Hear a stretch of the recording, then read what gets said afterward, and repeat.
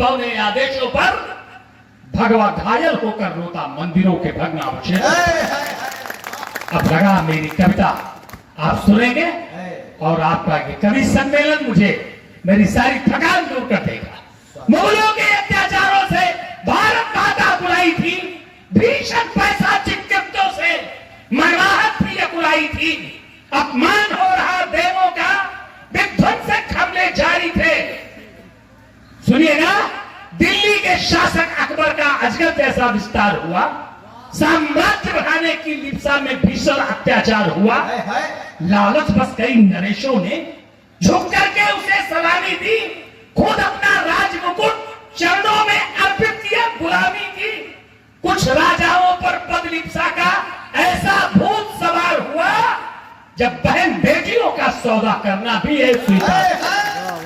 वाह वाह वाह, क्या बात है। जब बहन बेटियों का सौदा करना भी है स्वीकार हुआ, हो गई दिशाएं तमसावृत। मंच के लोग बैठे हैं, कविता संस्कृत निष्ठ शब्दावली में हो गई हो तो इस बाराबंकी के कवि को अपना आशीर्वाद दीजिएगा। हो गई दिशाएं तमसावृत, गिरवी भारत का स्वाभिमान, पौरुष को लकवा मार गया कर्तव्यहीन हिंदुस्तान। लग रहा सूर्य अस्ताचल को जा रहा रात होने को है, लग रहा सूर्य अस्ताचल को जा रहा रात होने को है। उस गौरवशाली भारत की अरुणित आभा होने को है, पर भाग्य ने भी करवट बदली, पावन प्रणत इतिहास हुआ। प्राणों में जागा महाकाल, बल पौरुष का आभास हुआ। छट गए निराशा के बादल, जमकर ऐसी बरसात हुई, रवि के प्रकाश में जुगनू को मालूम उसकी औकात। भारत के भाग्य विधाता बन इस भू पर सत्तासीन हुए, मेवाड़ मुकुट राणा प्रताप सिंहासन पर आसीन हुए। मन में विचार कौंधने लगा, कैसे लौटेगा स्वाभिमान, गंगा गायत्री के पूजन का कैसे हो विधान।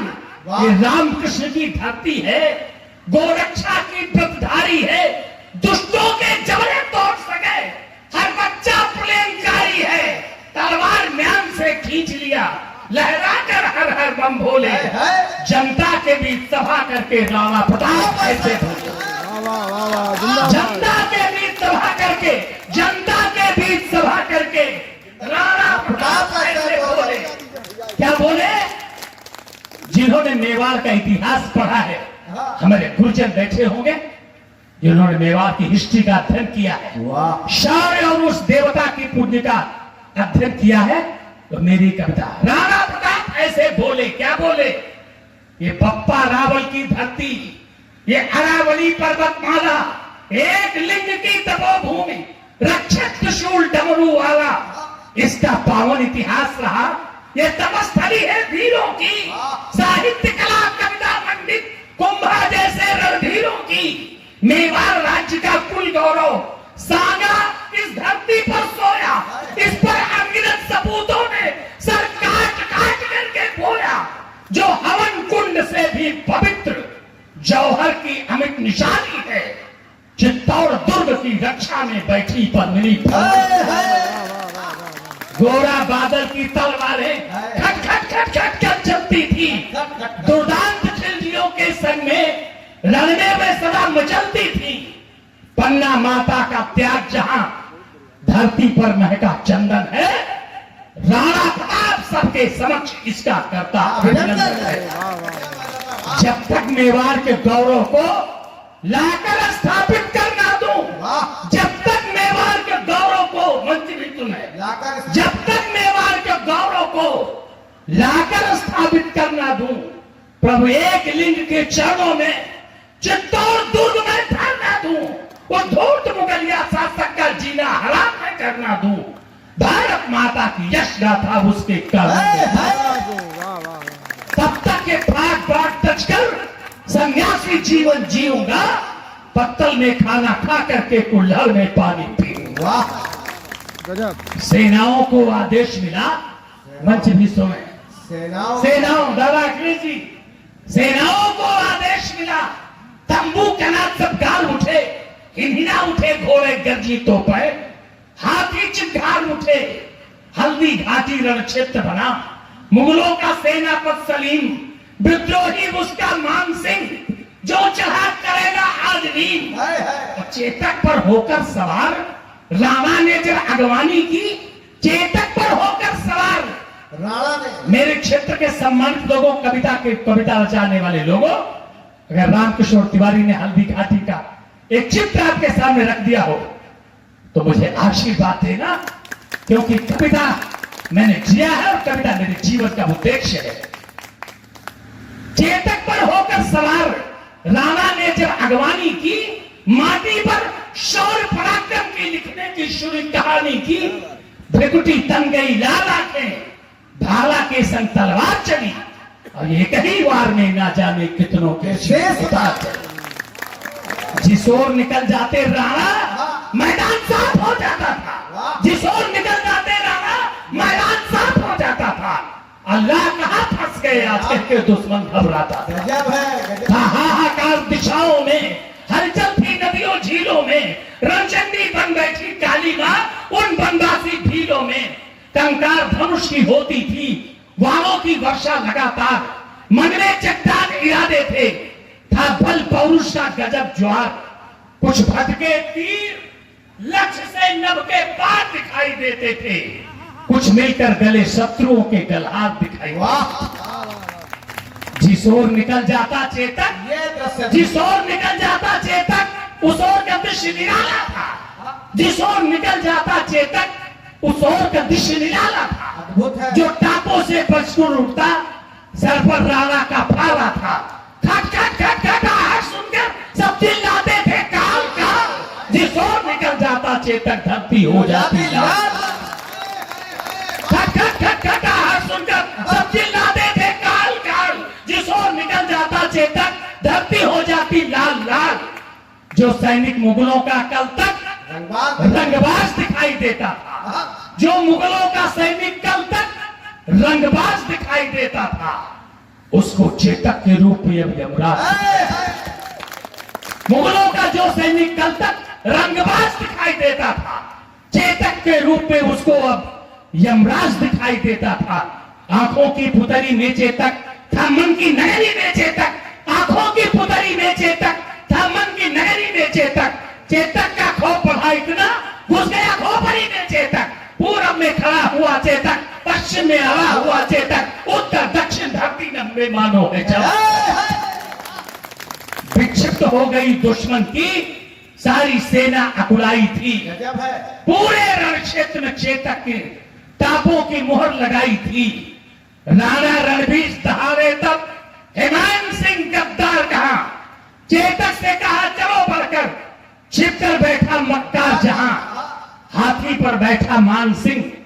अगर हल्दी घाटी का ये दृश्य आपके सामने एक चित्र बनकर के आ जाए, एक कविता का चित्र इस कवि ने बना दिया हो, तो पूरे सदन को रामकिशोर तिवारी का आप सब हमें आशीर्वाद दें। हाथी पर बैठा मान सिंह कर रहा सैन्य संचालन था। चेतक को अपने मालिक की आज्ञा का करना पालन था।